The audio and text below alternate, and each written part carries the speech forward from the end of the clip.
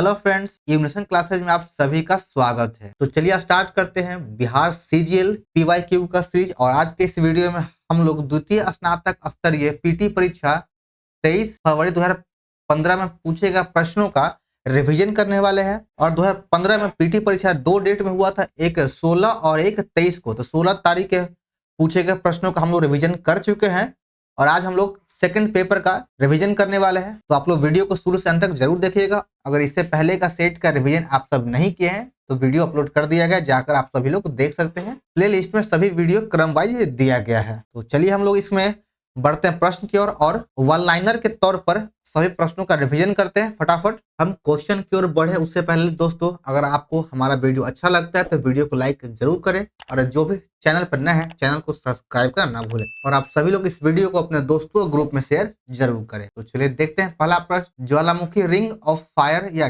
घेरा किस महासागर से संबंधित है? तो रिंग्स ऑफ फायर प्रशांत महासागर से संबंधित है।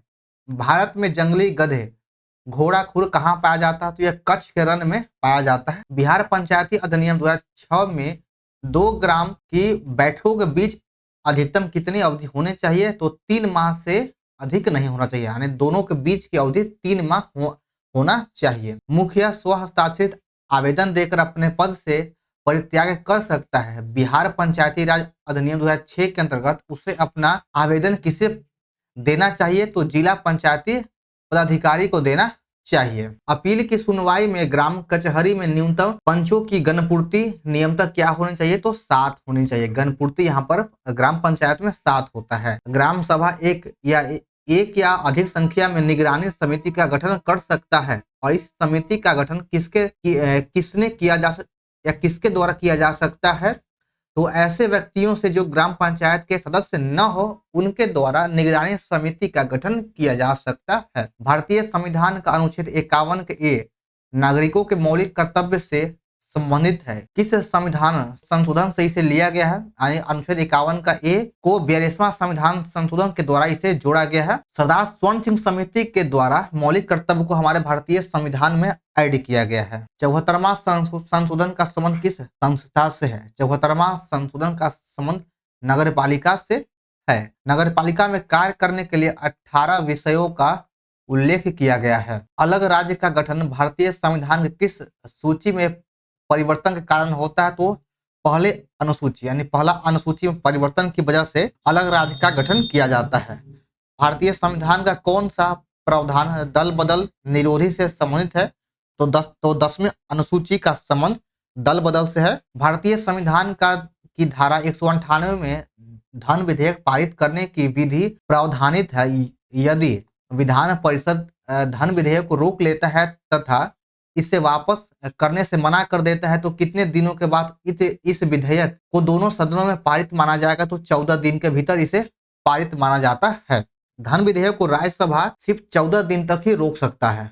अगला प्रश्न है कि बिहार में राज्यसभा की सीटें कितनी है? तो बिहार में राज्यसभा की सीटें 16 है। समानतः विधानमंडल के ऊपरी सदन के सदस्यों की कुल संख्या निचले सदन की कुल संख्या का कितना होना चाहिए? तो 1/3 होना चाहिए। प्रथम लोकसभा स्पीकर कौन थे? तो जीवी मालवंकर लोकसभा के प्रथम स्पीकर थे। मंगलयान 5 नवंबर 2013 को श्रीहरिकोटा से प्रक्षेपित किया गया था। तो श्रीहरिकोटा किस राज्य में स्थित है? यह आंध्र प्रदेश में है। साइना नेहवाल किस खेल से जुड़ी है? तो साइना नेहवाल का संबंध बैडमिंटन से हो जाएगा। अगला प्रश्न है कि किन्नन स्टेडियम किस शहर में है? तो किन्नन स्टेडियम जमशेदपुर में है, झारखंड राज्य के जमशेदपुर में है। और बिहार राज्य में कुल कितने जिले? तो बिहार में कुल 38 जिला है वर्तमान में।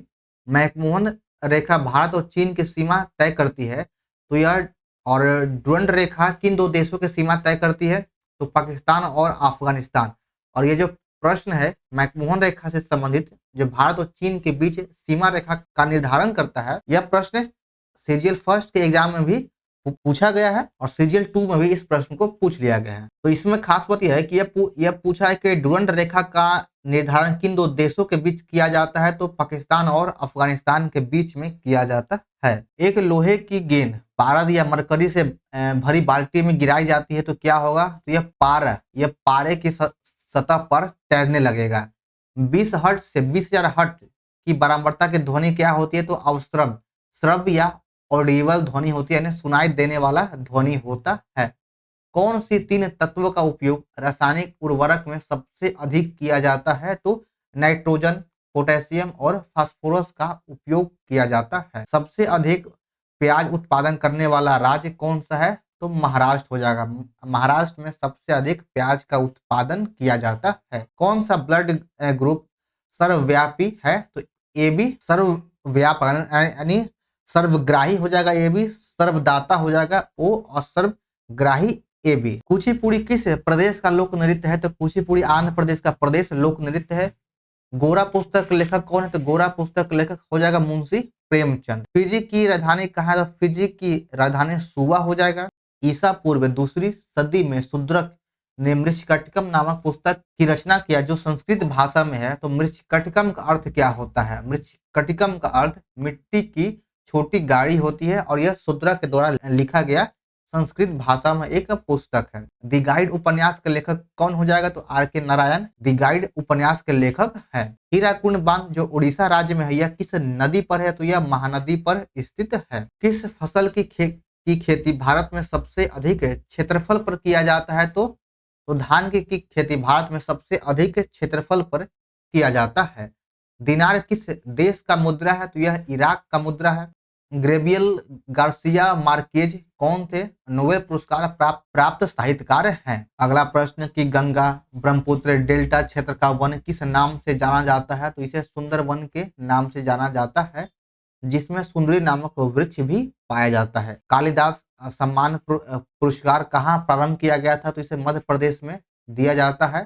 पंचतंत्र की रचना किसके द्वारा किया गया है? तो विष्णु शर्मा के द्वारा पंचतंत्र की रचना किया गया है। बर्मा ब्रिटिश भारत से कब अलग हुआ है? तो यह 1935 में बर्मा ब्रिटिश भारत से अलग हुआ था, जिसे वर्तमान में म्यांमार भी कहा जाता है। मालगुडी डेज के रचना का या लेखक कौन है? तो आर के नारायण इसका सही उत्तर है। भारत का अनुमानित रक्षा खर्च कितना है? तो सकल घरेलू उत्पाद का 2.5% है। किस वर्ष सिक्किम भारतीय संघ का 22वां राज्य बना है? तो 1975 में सिक्किम भारत का 22वां राज्य बना है। आजादी के बाद भारत और नेपाल के बीच प्रथम शांति और मित्रता संधि किस वर्ष काठमांडू में हस्ताक्षरित किया गया है? तो 1950 में किया गया था। अगला प्रश्न है कि राष्ट्रीय महिला आयोग राष्ट्रीय महिला कांग्रेस के पहली महिला अध्यक्ष कौन बनी? तो एनी बेसेंट बनी थी। राष्ट्रीय महिला कांग्रेस की भारतीय राष्ट्रीय कांग्रेस की पहली महिला अध्यक्ष एनी बेसेंट, जो 1917 में बनी थी। पटना उच्च न्यायालय का स्थापना कब किया गया? तो इसकी स्थापना